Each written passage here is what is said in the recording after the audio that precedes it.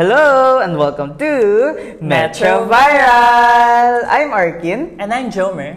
And this is Metro Spills, isang segment kung saan pinagpasa namin kayo ng mga kwento nyo about love, heartbreak, adulting, at iba pa through our Google Form. So for this episode, ang title ng babasahin natin ay Future Pressure. Ay, Pressure? pressure.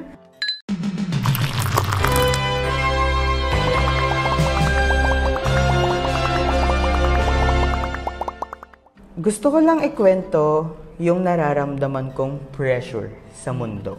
Hindi ko alam kung problema ko ba to or sadyang ini-stress ko lang ang sarili ko sa kinabukasan ko. Lately, I have been down and overthinking about my future. Iniisip ko kung magiging successful ba ako in the future o kailangan ko rin na ba magpamilya kasi ayoko rin tumanda na mag-isa. Ikaw, Jomer, nakaka-experience ka rin ba na parang ino-overthink mo yung future mo?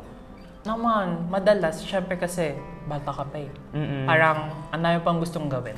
Nakaka-connect rin tayo. Kasi both kami ni Jomer are part ng Gen Z. Papasok na kami sa quarter life crisis. Okay. And ayan, dyan na pumapasok yung pressure sa about future mo. Gusto, sa career, babe. Sa career.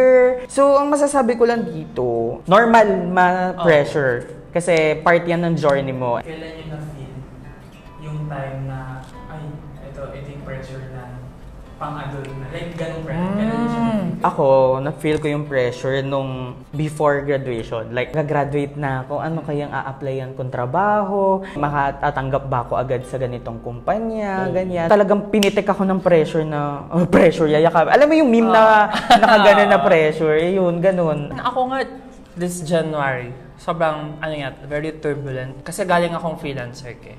And then, biglang, eto, naghahanap na ng work. Tapos, hindi ko na-expect, matagal pala maghanap ng work. Like, mga 3 months na, and medyo naging stagnant na. Sabi ko, wala, parang may kulang ba sa ano ko, sa ginagawa ko. Nagsasend ka sa nagsasend ka sa mga Iba't ibang companies. Parang, ba't walang reply? Parang nanliit sa sarili yung feeling. Kasi, alam naman yung capability mo, pero kapag yung iba yung pipili for you, mabigat siya. Yeah. So, continue to the story. Hindi ko alam kung minamadali ko ang buhay ko o kulang na ako sa oras.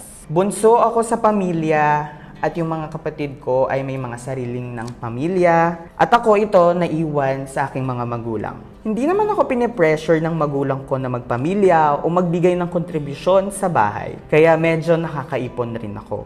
I'm stressed about myself. Like, hindi ko alam bakit ako nape-pressure kahit wala naman nagpe-pressure sa akin.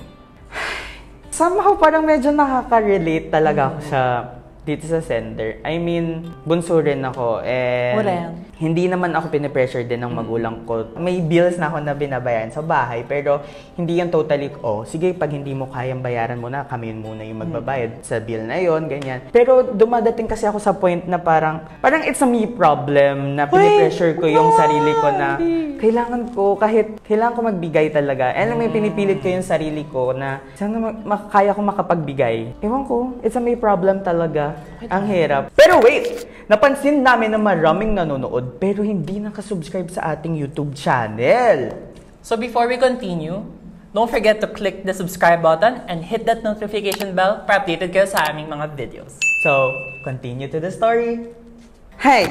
So, sinasabi mo niya rin dito na parang hindi rin naman daw siya pinipressure na magpamilya.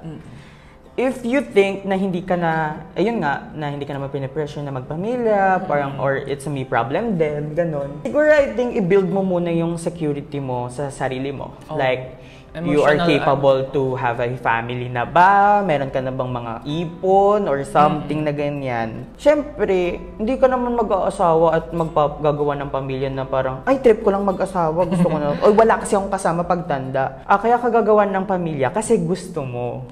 Hindi lang yung parang, wala nang mag-aalaga sa akin kapag paglaki ko, pagtanda ko, ganyan. Hi, I feel you.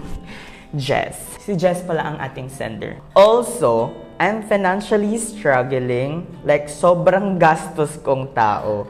At hindi ko na makontrol yung sarili ko, kaya please, baka may tips kayo to avoid mga budol sa life. Yun rin ang isang cause ng stress ko lately. Ay, kami talaga yung tinanong mo. Ay, dito sa opisina, diba? may mag-aya lang ng pure gold, bababa lahat. Deserve mo yan. Oo, deserve. Ito ang magic word. Deserve mo yan. No, diba? Ang hirap layuan ng tukso. Lalo na kung about pagkain yan, ay, masamang tinitipid ang sarili, lalo na kung gutom ka talaga, diba? Tsaka pag masaya yung gagawin. Tama. Kunyari, mamamasyal kayo ng friends mo. Make time for yourself. Go ka sa mga friends mo, or pumunta ka sa gusto mong puntahan kahit na ikaw mag-isa. Kasi minsan, masaya rin mamasyal na meron kang alone time to explore, makilala yung sarili mo, ganyan. Magkaroon tayo ng isang araw or yung weekends natin, idaan natin sa pagmamasyal tayo, ganyan. Kasi parang somehow, parang pag kinukulong mo yung sarili mo sa ganito, sa kwarto or something, doon magpapasok yung mga negative ideas or ano. May mga tao rin naman na pag gusto nila, ina-isolate yung sarili nila, doon sila nakakapag-gain ulit ng energy, di ba? Ikaw ba? Ano yung coping mechanism mo? Ang ano ko ay going out with friends talaga. Nasisecure ka rin sa sarili mo kasi kilala ka nila eh. Kaya parang maganda yung may kaagapay ka sa mga, kunwari, sa mga worries mo, sa mga pressures mo. Ay, kaya magsasend kami sa'yo ng hug na may consent. Fighting. So, continue. Baka meron din daw ba tayong tips? Na-struggle siya financially. Ang tip ko dyan, gawin mo is 70-30. 70 for your bills and everything, yung 30% for your savings. Mahalaga na meron kang emergency fund kasi adulting na tayo. Hindi na tayo pabata. Hi, ikaw, ano masasuggest mo sa kanya? Ako for me, lesser expensive na hobbies or like recreational na activities.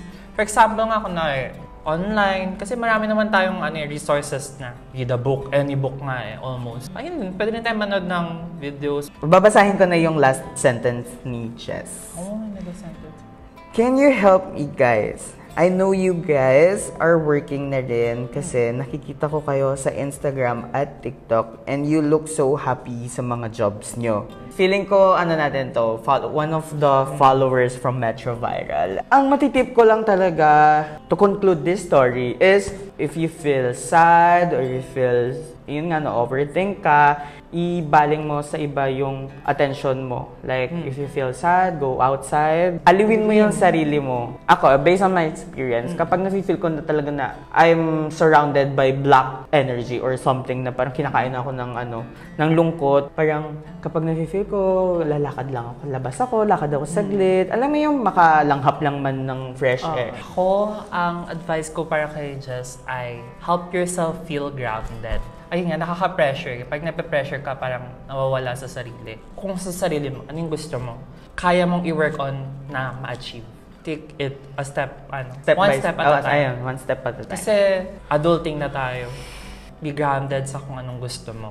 Alam mo, kaya mo siyang gawin at your own time. Okay?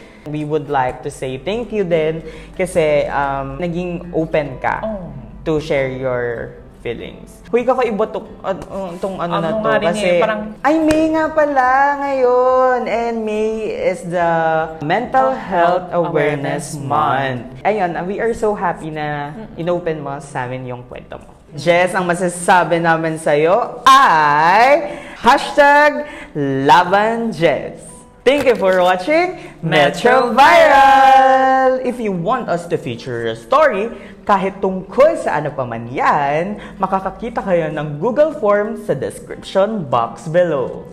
Kaya don't forget to like, comment, and subscribe, and hit that notification bell para updated kayo sa mga videos namin.